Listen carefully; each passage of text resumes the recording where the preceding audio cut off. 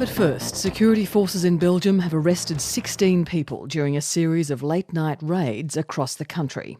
Counter-terrorism police carried out searches at 19 properties in their hunt for Salah Abdeslam, the man they suspect of playing a key role in the Paris attacks. During one raid, they were caught in an exchange of gunfire with another suspect, as Anne Barker reports. There's a palpable sense of fear on the streets in Brussels as the Belgian capital goes into lockdown for a second day. Belgian television reported the atmosphere was extremely tense as a major police operation got underway just a few hours ago.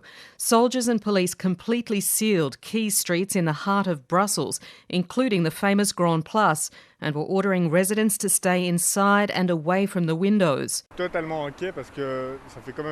I'm totally worried, says one man. I've lived in Brussels for 20 years and I've never seen this. Walking the street, I was stopped earlier and told it would be best not to walk in the street now. It's making me panic.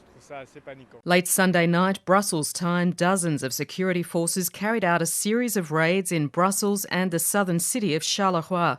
19 searches alone were carried out in the suburbs around Molenbeek in Brussels, where many terrorist suspects are believed to live. These searches took place in Sint-Jans-Molenbeek, Anderlecht, Jette, Schaarbeek, Sint-Lamprecht-Woluwe and Vorst. But the man they most want, Salah Abdeslam, the missing 8th assailant from the attacks in Paris, wasn't one of them, according to a prosecutor's spokesman, Eric van der Sipt. In total, 16 persons were arrested. The investigating judge will decide tomorrow about their possible further detention. Shots were fired at one point when a car tried to ram police. During a search in a snack bar in the Sint-Jans-Molenbeek, a vehicle ran into the police, after which the police officers fired 2 shots.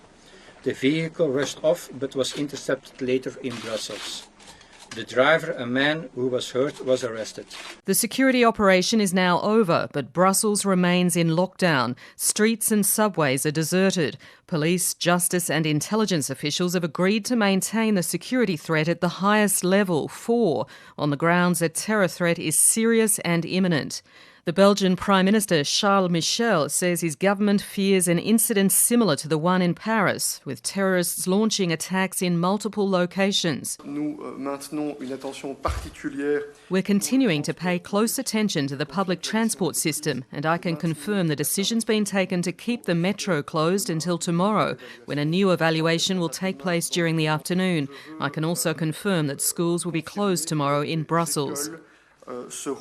Before the late-night raids, newspaper reports suggested Salah Abdeslam was indeed hiding in Brussels. He'd spoken to friends via Skype, and photos had surfaced suggesting he's disguised himself with longer hair and glasses. They say he'd failed in his mission to detonate a suicide vest on the night of the Paris attacks. His brother, Mohamed Abdeslam, has appealed for him to surrender. I think that effectively at the last minute, Salah decided to change course. He says he perhaps saw or heard something unexpected and he decided not to carry out his plans.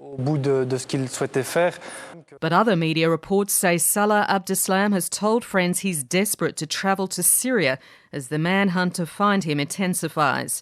Until he's found, regardless of how many other suspects are detained or arrested, the fear in Brussels is unlikely to fade. For how long are these measures going to be maintained, asks one man. That's the question. We do this for 1 week, then 2 weeks, and then that will create a lot of problems, like the metro. It's a big problem in Brussels, so we're really wondering how long it's going to go on.